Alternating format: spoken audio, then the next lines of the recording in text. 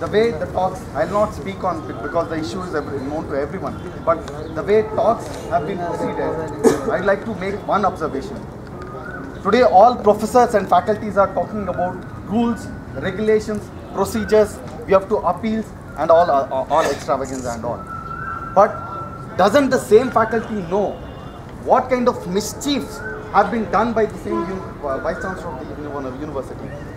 When CART, Controller and Auditor General, presents a report of corruption charges against her, isn't it their responsibility to question her on her mistake and ask her to suspend and ask her to get resigned from the post?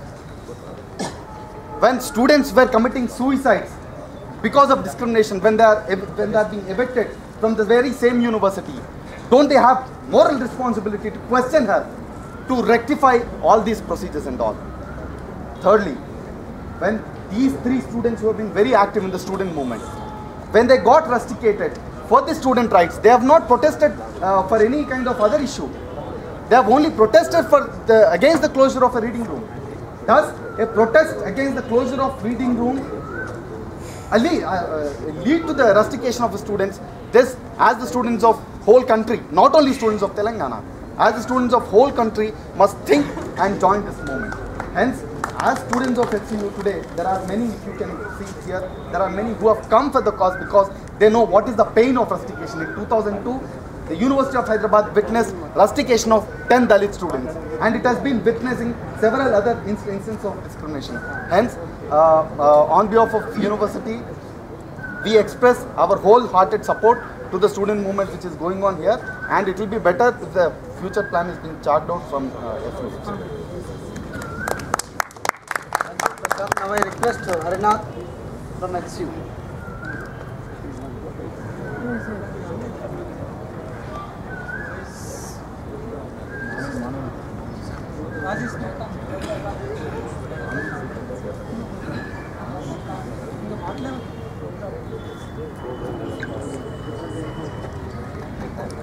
I request Sirisha from HCU.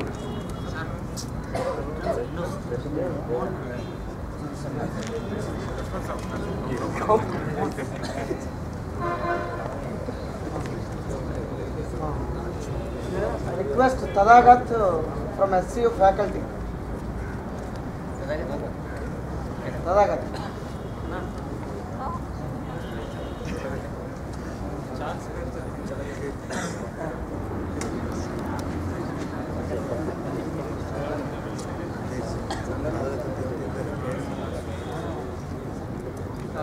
My name is Tathagar. I teach in the mathematics department of I don't think this is my place to talk. I had already talked like 2 days back. I think the students here and the people who have been part of those movements outside who've done a lot of work should be the main people who who talk about the issue and who take it forward. I am there with all my solidarity, and whatever if there is a committee in place for taking up action, in this regard, I am willing to be part of that committee and putting in whatever effort that is, whatever people think that I can do. I just want to mention a couple of things. One is that this issue is not just about the rustication of 2 students, 2 or 3 students.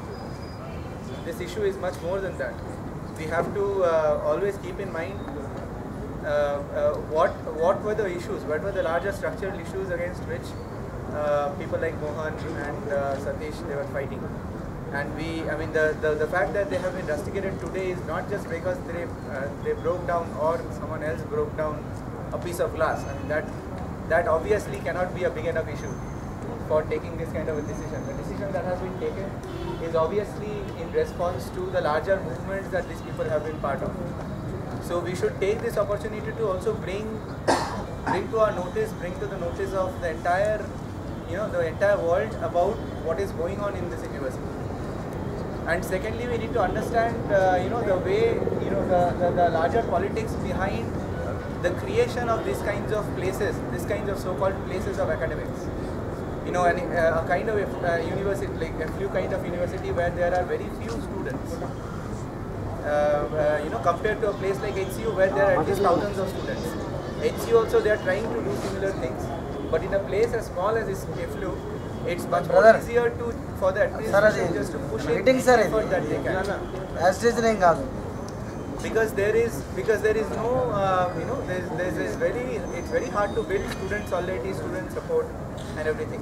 The same thing we are seeing in our university where they are now coming up with various what they call as centers of some centers of some specific studies which do not come under any school, which do not come under any department. They just run on their own. So they are essentially autonomic centers. They manage their own funds, they manage their own policies, and the larger university administration has very little to say about their day-to-day functioning. And one acute example of what can that lead to, we saw very recently when one of the Dalit students in one of such centers committed suicide. And no one in the university administration had any idea of, they are still playing the blame game. Mr. X is saying that Mr. Y was responsible, Mr. Y is saying that Mr. Z was responsible. This is how the centers work. So there is a larger politics behind this creation of these kinds of smaller places of so-called academics. So we have to question all that. We have to question what is the politics behind these kinds of structures. And like some of our friends were saying yesterday, also we had a protest in HTO. Some of our friends were saying that if you just take this glass breaking incident, we all know that the students in question, they were not party to it. It was a group of people and someone broke it. I mean, of course, during protests, like Sujata madam or someone else was also saying, like breaking chairs, breaking glass. I mean, that's become sort of part of the protest because of this. Because when you're having a peaceful dialogue, when all that people are doing is sitting somewhere and talking, you have an entire police force, which is coming here and which is taking videos and which is basically it's a surveillance mechanism and a terrorizing mechanism. Tomorrow, right now, if there is a slum which is getting evicted somewhere in the city, I can bet that these many police people will not be there at the slum, but they are here. Okay. So anyway, this is not against the lower rung police officers. I mean, they are also people from marginalized communities and they also look at it as a job. I am talking about the administration. I'm talking about the administration who pushes this kinds of policies. So now the point is that so of course in these kinds of situations there will be some acts of quote unquote violence, what people think as violence. Okay. So there, like let's say when there is an incident of breaking glass, if we just take the incident of breaking glass itself, what does this glass represent? It does not just represent a glass door, it represents much more than that. First, it represents the frail caste ego. It's like, a glass breaking is sort of symbolic of how a caste ego can be broken, that a marginalized section of student can go and break glass. It's seen as, it's symbolic. I mean, people think like that. I come from a privileged community. I know how we think. Okay, it's seen as, the caste ego getting hurt. And then as some of my friends was telling yesterday, what does this glass door represent? There are some people inside the glass doors. There are some people outside the glass doors. So there is this distinction between who is inside and who is outside. So these kinds of barriers, I think, have to be broken. Some people will think of this as violence. But when you are doing this, when you don't think gun-wielding police is violence, then many other things are not violence. Right? Particularly breaking glass. Since when is that violence? So anyway, so we have to keep these things in mind. And we have to break these structures. Again, this might be seen as violence by some people, but these structures, these agrahars, these kinds of casteist, patriarchal, oppressive structures, these have to be broken down. Not just by people outside. I'm sure people outside, people from the marginalized community, they are going to be the leaders for this work. And people like us who have been born in a patriarchal family, me who has been born in a very privileged family. We all can be followers. We are there to follow you. And I hope that more people from their thrones and other kinds of places, they come down on the streets and at least be here. You don't have to come and talk or whatever. At least be here, show your faces. So that's all. But I just want to say that we are all in solidarity, and we hope that this my personal hope is that this does not just end with revoking the rustication of 203 students. I mean, they're very good friends of mine, like all of yours, and they also represent a certain section of students. So of course the rustication should be revoked. Of course this vice principal should be punished, not just for this but for the other ongoing activities that she has been doing, for which these people were protesting, which is why they got this rustication order. So those legal actions has to be taken about her, and larger structural reforms have to be taken up inside universities like this. And this idea that what is private to a university, what is public, what is outside, why are outside groups coming in. So these are again extremely Brahminical ideas. Okay, you build a wall, and then inside this wall, whatever happens in your own, it's like your drawing room. When someone says that this is my family, it's my family dispute, that's the exact idea. I mean, in my family, I can do whatever I can. But family, if your daughter or son, fights against you, don't call the police. So they know what they're doing. They, on the one hand, they talk about family morality, which probably comes from Ram or whoever. But then, when it gets a little messier, then you bring the state. Then it ceases to be a family issue. So these things need to be questioned. The other thing is, we all have to understand that this is not just about this university. This is not just about this FU. This is also about HCU. This is also about JNU. This is also about any such university which are built on these kinds of oppressive structures, where marginalized students, they are basically what they are told is that, see, before independence you had no idea. I mean, you were not even allowed into temples and into learning places and all. Post independence, we are so liberal that you can actually come here and take courses, right? But don't make a fuss.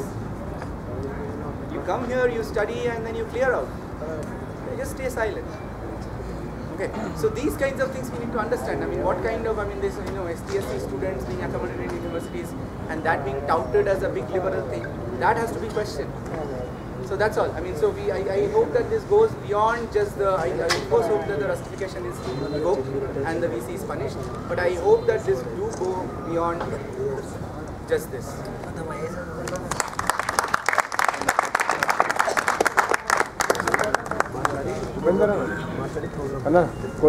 Thank you very much తదాగాస్తో.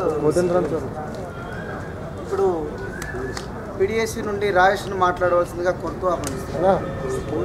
రాని కూర్చుంటాడు.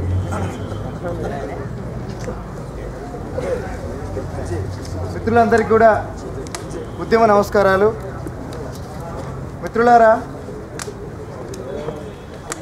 ఊహించిన దానికంటే ఎక్కువగా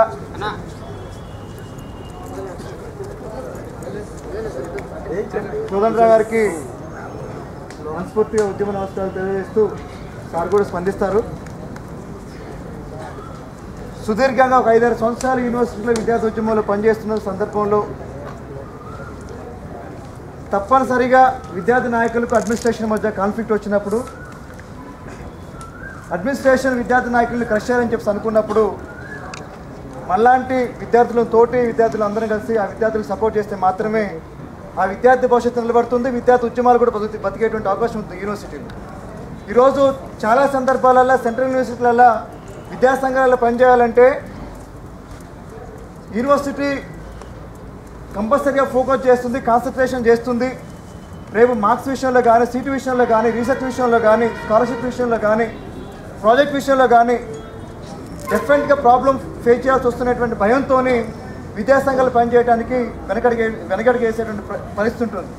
కానీ ఎప్పుడైతే క్యాంపస్లోకి దళిత భోజన విద్యార్థులు ఎప్పుడైతే ఎంటర్ అయ్యారో వాళ్ళు తమదైనటువంటి అనుభవాలతోని ఒక నూతన దృక్పథంతో యూనివర్సిటీలో విద్యార్థి ఉద్యమాన్ని నిర్మించడం జరుగుతూ ఉంది. అదే క్రమంలో ఇఫ్లూలో కూడా దంసా దళిత భోజన ఆదివాసీ విద్యాసంఘంలో క్రియేషన్గా పనిచేస్తున్నటువంటి మోహన్ ధరావత్ కావచ్చు, తెలంగాణ విద్యార్థి ఉద్యమంలో క్రియేషన్గా పనిచేస్తున్నటువంటి సతీష్ నారాయణ కావచ్చు, అలానే ఇంకో ప్రోగ్రెసివ్ మూవ్మెంట్లో పనిచేస్తున్నటువంటి సుభాష్ కుమార్ కావచ్చు. ఈ ముగ్గురు విద్యార్థులు కూడా కేవలం వాళ్ళ సులభం కోసం పనిచేయాలనుకుంటే, వాళ్ళ కెరీరే ముఖ్యంగా అనుకుంటే ఎవరితో కాన్ఫ్లిక్ట్ లేకుండా ఆల్ ఈజ్ వెల్ అనేటువంటి ఉద్దేశంతో అందరితో నమస్తే చెప్పుకుంటా పిహెచ్డీ కంప్లీట్ చేసుకోవచ్చు, ప్రాజెక్టులు తీసుకోవచ్చు, ఉద్యోగం కోసం వెళ్ళొచ్చు. కానీ ఒకవైపు రేపు అటు ఇటు అయితే తప్పనిసరిగా మా జీవితం నాశనం అవుతుందని తెలిసి కూడా వాళ్ళు బహుళజాతి అంటే ఎక్కువ విద్యార్థుల కోసం సమిష్టి ప్రయోజనాల కోసం పోరాటం చేయడం జరిగింది. దానిలో భాగంగా మాత్రమే క్లాస్ అనేటువంటిది లైబ్రరీ దగ్గర ఉద్యమం అనేటువంటిది కేవలం సాకు మాత్రం యూనివర్సిటీ అడ్మినిస్ట్రేషన్కి. వీళ్ళని టెర్రరైజ్ చేస్తే ఇఫ్లు మొత్తం కూడా నాకు కంట్రోల్లోకి వస్తుంది. ఈ 3 సంవత్సరాలు నేను ధైర్యంగా సమర్థవంతంగా నా ఇష్టం వచ్చిన రీతిగా పరిపాలించేటువంటి అవకాశం ఉంటుందనేటువంటి ఉద్దేశంతో మాత్రమే ఇఫ్లు వీసీ సునాయ్ సింగ్ ప్రయత్నం చేయడం జరిగింది. ఆమెకున్నటువంటి భ్రమలను ఈరోజు తెలంగాణ వ్యాప్తంగా ఉన్నటువంటి యూనివర్సిటీ విద్యార్థులు ఉద్యమం ద్వారా ఆ భ్రమలను మన బట్టబయలు చేయడం జరుగుతూ ఉంది. ఈరోజు ఆ 3 విద్యార్థులు 2 విద్యార్థులు మనతోనే ఉన్నారు. వాళ్ళు నిన్నటి వరకు ఎటువంటి మేము రెస్టిగేషన్కి సంబంధించి ఎత్తివేస్తారా లేదా అనేటువంటి నిరంతరం ఒక 5 రోజుల నుంచి వాళ్ళు మనస్ఫూర్తి పడుకున్నటువంటి పరిస్థితి లేదు. కానీ వాళ్ళకి తెలుసు వాళ్ళకి రెస్టిగేషన్ ఎత్తివేస్తామో లేదో తెలియదులే కానీ బట్ ఈరోజు మనందరి మద్దతు మనందరూ ఇచ్చినటువంటి సపోర్ట్తో మటుకి వాళ్ళు చాలా హ్యాపీగా ఉన్నారు. రెస్టిగేషన్ ఎత్తివేపని మాకు సంబంధం లేదు. బట్ కాకపోతే మేము ఒక్కరిగా లేము, మేము ఆపదలో ఉన్నప్పుడు విద్యార్థులు మాకు అండగా ఉన్నారనేటువంటి వాళ్ళ విశ్వాసంతో ఉన్నారు. ఆ విశ్వాసాన్ని ఇచ్చేందుకు మీ అందరూ కూడా మనస్ఫూర్తిగా ధన్యవాదాలు తెలియజేస్తూ ఉన్నాం.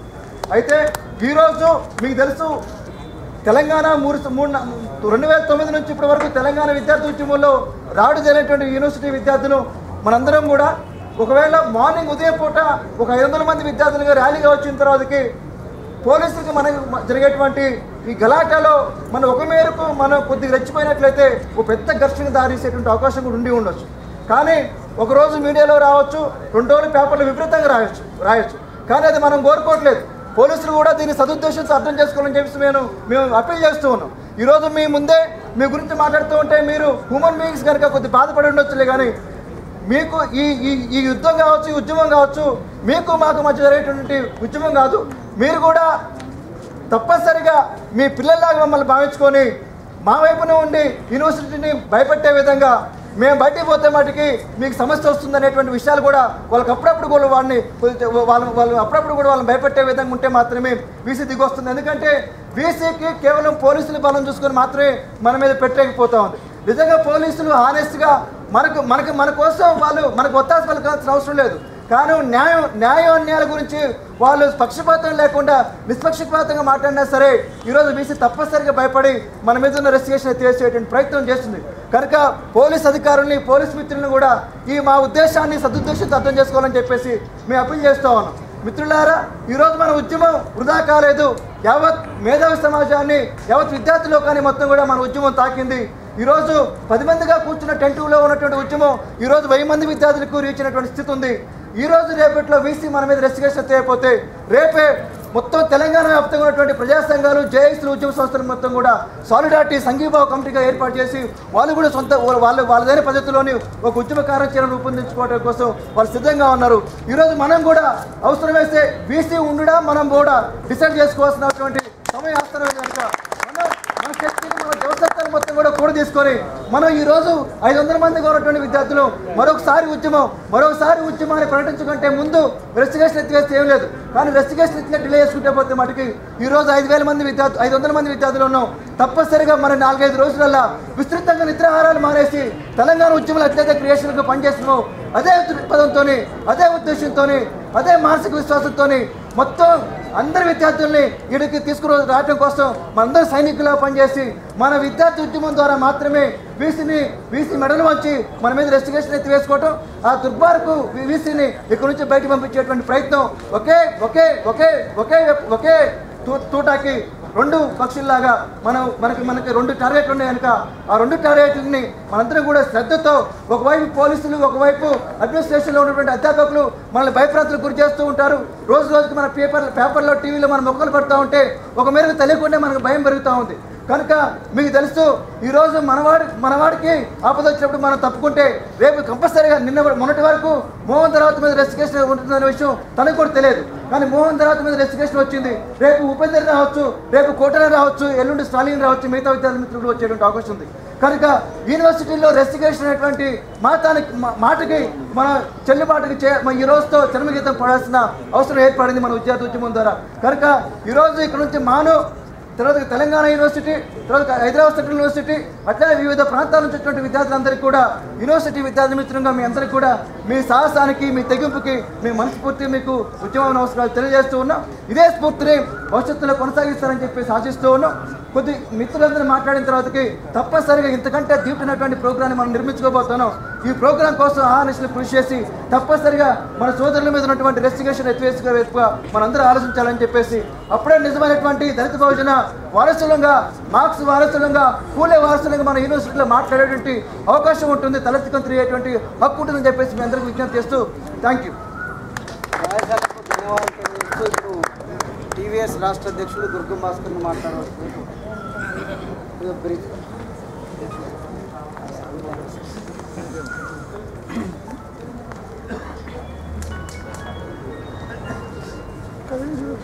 మిత్రులారా, మనందరికీ తెలుసు గత వారం రోజుల నుంచి ఇక్కడ జరుగుతున్న ఉద్యమం దానికి ప్రత్యేకంగా చెప్పనక్కర్లేదు.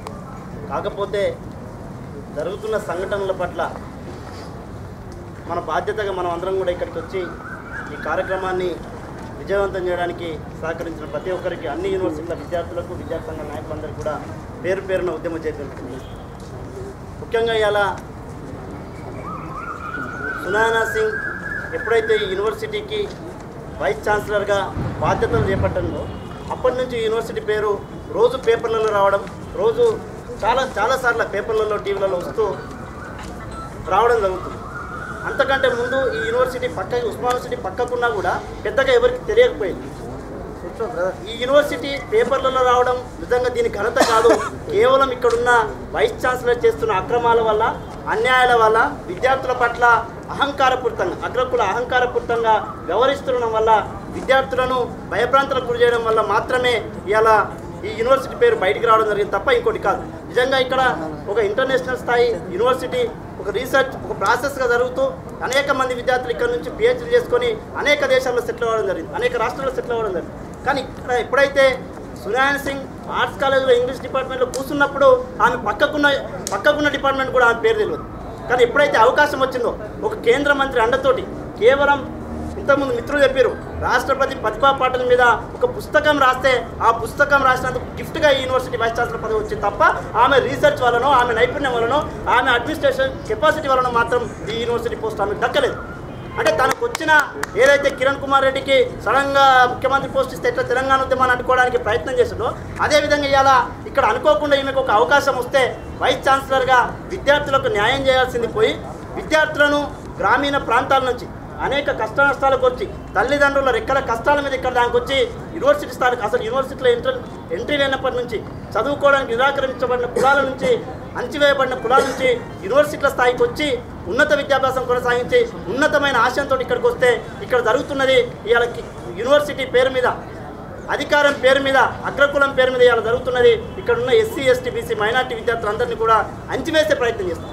ఇవాళ మనం చెప్పడం కాదు, ఇప్పుడు మీరు చెప్పినా, నేను చెప్పినా, ఎవరు చెప్పినా ఏదో కక్షపూర్తంగా చెప్తున్నాడు. కానీ కంప్యూటర్ ఆడిటర్ జనరల్ కాగానే ఒక అత్యున్నతమైన రాజ్యాంగ వ్యవస్థ ఉన్నది ఈ దేశంలో. ఆ రాజ్యాంగ వ్యవస్థ తనను తప్పు పట్టింది. ఈ యూనివర్సిటీ అడ్మినిస్ట్రేషన్లో, ఈ యూనివర్సిటీ పరంగా జరిగిన అనేక భవనాల నిర్మాణంలో కావచ్చు, లేదా మొత్తం అడ్మినిస్ట్రేషన్లో కావచ్చు, అనేక కోట్ల రూపాయల నిధులు తప్పుదో పట్టించారు. కోట్ల రూపాయల నిధులను తిన్నరని చెప్పేసి దేశ సర్వోన్నతంగా ఉన్న ఒక కాగనే వ్యవస్థ, రాజ్యాంగ వ్యవస్థ తప్పుపట్టిన సందర్భంగా ఇక్కడున్న విద్యార్థి సంఘాలు, ఇక్కడున్న విద్యార్థి నాయకులు ప్రశ్నించడం తప్పేలా అవుతుంది. కాబట్టి ఇలా కాగే తప్పు పట్టిన తర్వాత మనం తప్పు పట్టడంలో పెద్ద నష్టమేం లేదు. కాబట్టి ఇలా మనం మాట్లాడితే ఏదో పర్సనలిస్ట్గా తీసుకొని మాట్లాడుతున్నట్టు, కేవలం ఈ సమస్య మొత్తానికి ప్రధాన కారణం ఇగో ప్రాబ్లం తప్ప మరొకటి కాదు.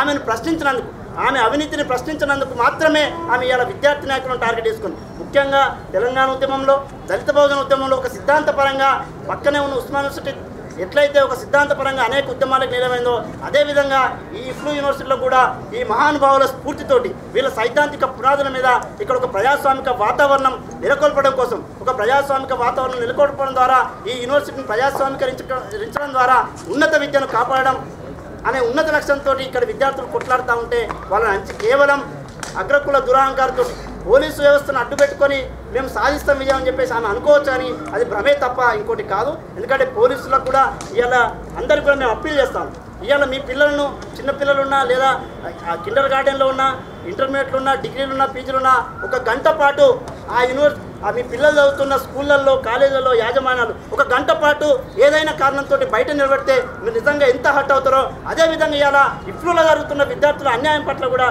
మీరు కూడా మనసుతో ఆలోచించాలి. కేవలం ఇవాళ అధికారం ఉండొచ్చు కానీ అధికారం శాశ్వతం కాదు. ఖచ్చితంగా మానవత్వమే శాశ్వతంగా నిలబడుతుంది. కాబట్టి మేము కూడా మీ పిల్లలు లాంటి వాళ్ళం. మేము మా తల్లిదండ్రులు వదులుకొని ఇక్కడ దాకా రావడం అంటే మాకు అనేక ఆశలతో ఇక్కడ దాకా వచ్చాం. ఇక్కడ నుంచి ఏదో వచ్చి పోలీసులతోటి ఘర్షణ పడి పోలీసులే మాకు ప్రధాన శత్రువులు అన్నట్టు కాదు. వాస్తవానికి మా ఘర్షణ పోలీసులతో కాదు, అడ్మినిస్ట్రేషన్ మాకు అన్యాయం చేస్తున్నారు. కాబట్టి ఇవాళ మాట్లాడుతుంటే నేను కూడా డెలిగేషన్ కప్లో పోతే మాట్లాడుతుంటే ఒక మేడం మాట్లాడుతుంది, సింపథెటికల్గా ఆలోచిస్తామని చెప్పేసాం. అంటే మేము మీ దయాదాక్షిణ్యాల మీద చదువుకోవాలా లేదా భారత రాజ్యాంగం మాకు ప్రసాదించిన హక్కుల ప్రకారం చదువుకోవాలా, అంబేద్కర్ ఇచ్చిన హక్కుల ప్రకారం చదువుకోవాలా? మనమందరం కూడా ప్రశ్నిస్తాం. వెంటనే మీ దయాదాక్షిణ్యాలు మాకొద్దు, మాకు రాజ్యాంగం పరంగా హక్కులు ఉన్నాయి, విద్యా హక్కు ఉన్నది, మాకు చదువుకోవడానికి అవకాశం ఉన్నది. మా హక్కుని మేము ముఖ్యంగా మా జీవించే హక్కును ప్రశ్నిస్తాం. మాకు జీవించే హక్కు కల్పించండి. ఆ జీవించే హక్కును కాలరాసే హక్కు ఏ యూనివర్సిటీ వైస్ ఛాన్సలర్ లేదు, ఏ పోలీస్ అధికారులకు లేదా ఇంకెవరికి లేదు. భారత రాజ్యాంగం మనకు కల్పించిన హక్కుల పరిధిలోనే ఇలా మనం మాట్లాడుతున్నాం, మనం డిమాండ్ చేస్తున్నాం. మన నిరసనకు కూడా ఏ తుపాకులు పట్టుకొని రాలేదు, కత్తులు పట్టుకొని రాలేదు, కట్టాలు పట్టుకొని రాలేదు. కేవలం స్లోగన్స్ రైజ్ చేసుకుంటూ ఒక ప్రజాస్వామ్యబద్ధంగా ఒక అడ్మినిస్ట్రేషన్ బిల్డింగ్ ముందు ఎక్కడైతే మాకు అన్యాయం జరుగుతుందో అక్కడనే మేము మాట్లాడతాం, మా నిరసన గలాన్ని విప్పుతామని అన్నాం తప్ప నిజంగా ఇవాళ తెలంగాణ ఉద్యమంలో జరిగినట్టుగా ఎక్కడ రాళ్ళు పట్టలేదు, రప్పలు పట్టలేదు. తెలంగాణ ఉద్యమంలో యూనివర్సిటీ నుంచి బయటికి పోవడానికి సమస్య మారి పోలీస్ అధికారులు అడ్డం పెట్టారు. ఈ యూనివర్సిటీకి వచ్చేసరికి ఏమో మేము లోపలికి వస్తామంటే అడ్డం పెడుతుంది. అంటే ఇవాళ నిజంగా ఈ వ్యవస్థ అయితే సరిగా లేదు. ఖచ్చితంగా విద్యార్థి సంఘాల నాయకులుగా విద్యార్థులుగా మనం అందరం కూడా నిజంగా ఈ యూనివర్సిటీలో ఒక పూలే అంబేద్కర్ ఆలోచన భావంతుడి ఒక ప్రజాస్వామిక వాతావరణం నెలకొల్పే వరకు మన విద్యార్థి నాయకులైన మోహన్ ధరావత్కు, సతీష్ నాయనలకు, సుభాష్కు ఖచ్చితంగా న్యాయం చేసే వరకు మనం అందరం కూడా వీళ్ళకి అండగా నిలవాల్సిన బాధ్యత ఉన్నది. కేవలం ఈ సమస్య ఇంటర్నల్ సమస్య కాదు, ఇది ఎప్పుడో ఆల్రెడీ బయటి ప్రపంచానికి తెలిసిపోయింది. యూట్యూబ్లో ఒకసారి పెడితే, ఫేస్బుక్లో ఒకసారి పెడితే ప్రపంచం మొత్తం చూస్తుంది. ఇంకా ఇంటర్నల్ అని మాట్లాడడంలో అడ్మినిస్ట్రేషన్కు మెదడలేదని చెప్పేసి విషయం స్పష్టంగా అర్థమవుతుంది. కాబట్టి ఇప్పటికైనా చిత్తశుద్ధితోటి ఈగో ప్రాబ్లమ్ని తగ్గించుకొని ఇవాళ విద్యార్థులకు న్యాయం చేయాలని చెప్పేసి నేను డిమాండ్ చేస్తాను. భాస్కర్కు ధన్యవాదాలు తెలియజేస్తూ ఇప్పుడు ఏఎస్ఎఫ్ నుంచి శంకర్ని, ఉస్మానియా యూనివర్సిటీ అధ్యక్షుడు శంకర్ని 2 నిమిషాలు మాట్లాడవలసిందిగా మాట్లాడదాం.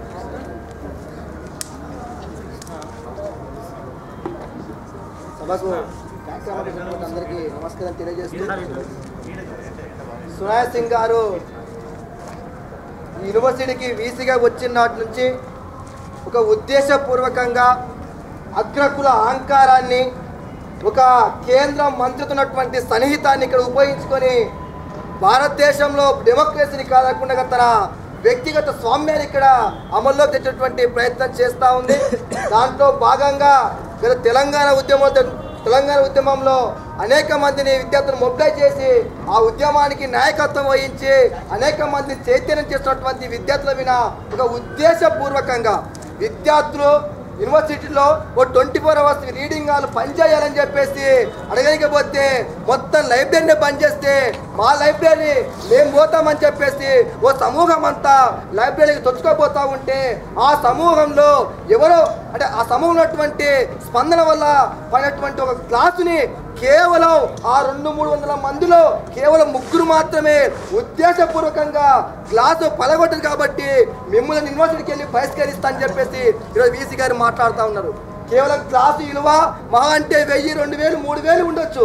కానీ ఇంకా 2 నెలల్లో పిహెచ్డి పూర్తి చేసుకొని తన భవిష్యత్ అంతా కూడా భారంతో పడేటువంటి ఒక విద్యా జీవితానికి కొల్లగొట్టినందుకు నిన్ను డిస్మిస్ చేయాలా, నిన్ను రెస్టింగ్ తప్ప మమ్మల్ని కాదని చెప్పేసి ఈరోజు మనం పేషెంట్ అవసరం ఉన్నది. అంటే ఎందుకోసం ఈరోజు మోహన్, సతీష్, సుభాష్ అంటే మొత్తం యావత్ యూనివర్సిటీ మొత్తాన్ని విద్యార్థులకంతా కూడా ఈరోజు సతీష్ కానివ్వండి, మన మోహన్ కానివ్వండి, సుభాష్ కానివ్వండి చైతన్యం చేస్తూ దళిత, బహుజన, వామపక్ష ప్రజాస్వామిక ఉద్యమాలంతా కూడా విద్యార్థులను తరలిస్తారు. కాబట్టి ఇది ఇట్లే కంటిన్యూ అయితే ఉస్మానియా యూనివర్సిటీకి, లిప్లీ యూనివర్సిటీ తోడైతే మా ఆటలు సాగవు, ఇంకా మా రాజ్యం కొనసాగదు ఇంకా అని చెప్పేసి కుట్రపూరితంగా ఈరోజు ముగ్గురికి ఈరోజు రెస్టిగేట్ ఇచ్చింది. కాబట్టి ఈ రెస్టిగేట్ వంటిది ప్రజాస్వామ్యానికి విరుద్ధం. ముఖ్యంగా జీవించేటటువంటి హక్కుకు అన్నజెట్టినట్ల పెద్ద ప్రమాదం. ఇప్పుడిప్పుడే ఉన్నత విద్య కోసం గ్రామీణ ప్రాంతంలో విద్యార్థులంతా కూడా వస్తూ ఉంటే మొదటి తరం విద్యార్థులని నరికేటటువంటి ప్రయత్నం చేస్తూ ఉన్నాడు. ఒక గ్రామీణ ప్రాంతాల్లో మొత్తం గొంతులు వస్తూ ఉంటే యూనివర్సిటీలో చాలా తెలివిగా చాలా ప్లాన్గా మానసికంగా చంపినటువంటి ప్రయత్నం చేస్తారు. కాబట్టి ఈ ప్రమాదం చాలా ప్రమాదం. ఇది కేవలం ముగ్గురు మీదే కాదు, ఈ రాష్ట్రంలో ప్రజాస్వామిక వాతావరణం కోరుకున్నటువంటి ప్రజాస్వామిక వాతావరణం వ్యక్తులకు, శక్తులకు, సంస్థలకు, అదేవిధంగా దళిత బహుజన రాజ్యానికి వచ్చినటువంటి శక్తులకు, వ్యక్తులకు, సంస్థలకు అంతా కూడా గొడ్డలు పెట్టు ప్రమాదం. కాబట్టి దీన్ని మేము ASF గా తీవ్రంగా ఖండిస్తూ ఉన్నాం. ఈ ముగ్గురు వినటువంటి ఇన్వెస్టిగేషన్ ఎత్తివేయాలా, ఇప్పుడు వీసిగా సునాయ్ సింగ్ ని బహిష్కరించాలా, అవసరమైతే ఆమె డాక్టర్ కూడా రద్దు చేసి ఆమెకి ఇంటికి పంపినటువంటి ప్రయత్నం చేయాలా.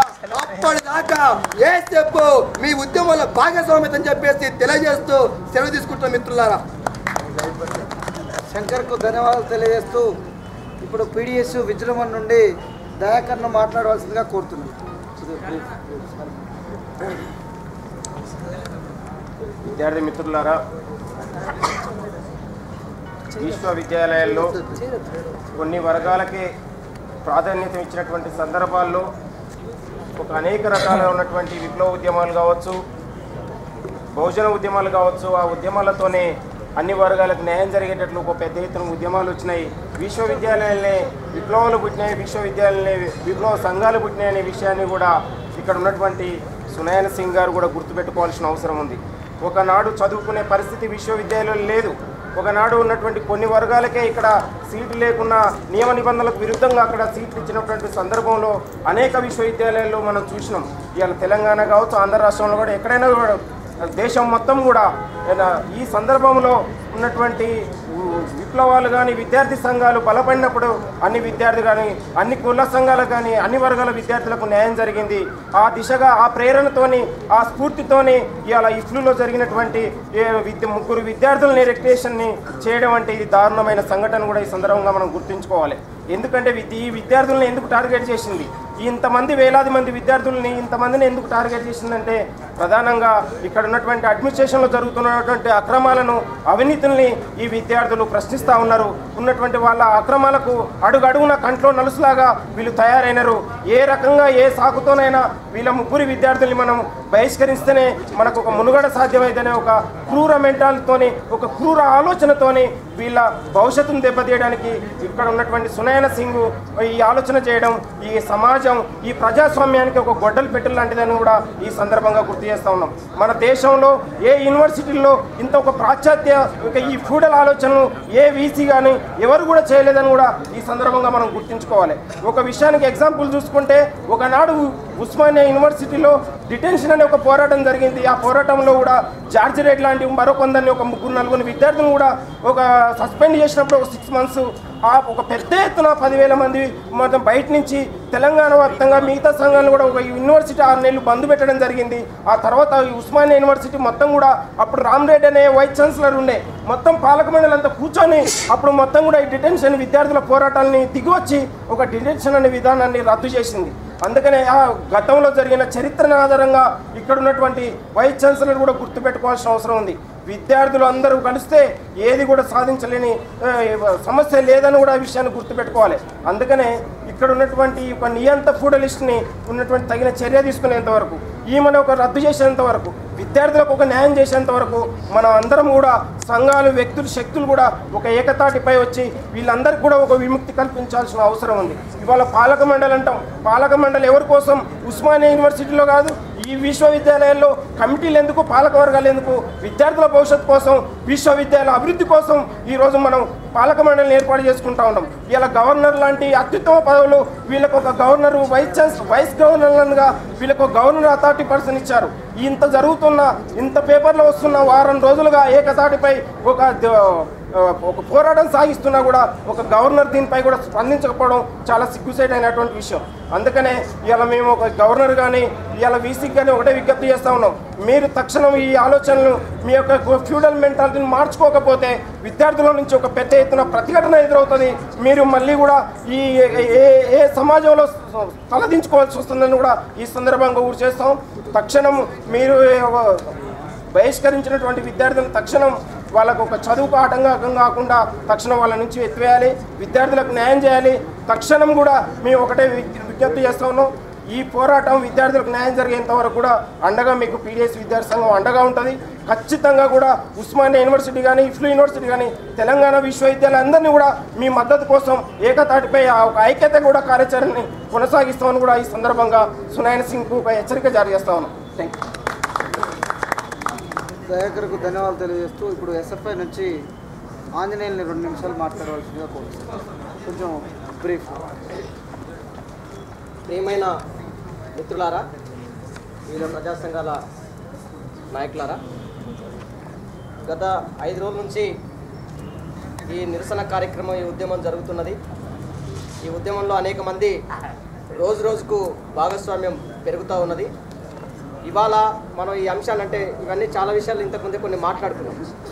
స్పష్టంగా ఒక విషయం ఏం తెలుస్తుందంటే, ఇవాళ పోలీసులు లేకపోతే ప్రభుత్వ అధికారులు కావచ్చు, లేకపోతే యూనివర్సిటీ అధికారులు కావచ్చు, ఏకపక్షంగా అత్యంత నిరంకుశంగా వ్యవహరిస్తున్నారు అనేది మనకు దీని ద్వారా ఒకటి అర్థమవుతున్నది. ఎందుకంటే ఈ సునయన సింగ్ అనేట ఆమె వీసీగా పనికిరాదు, ఆర్థిక అరాచలకు పాల్పడుతుంది, తప్పుడు విధానాలకు పాల్పడుతుందని కాగు రిపోర్ట్ ఇచ్చింది. రెండవ పక్క ఇక్కడ ఉన్నటువంటి మోహన్ కానీ, సతీష్ కానీ, సుభాష్ కుమార్ కానీ ఉగ్రవాదులతో సంబంధం ఉన్నటువంటి మనుషులు కాదు, ప్రజల కోసం, విద్యార్థుల కోసం పనిచేసినటువంటి నాయకులు అనేది రెండవది.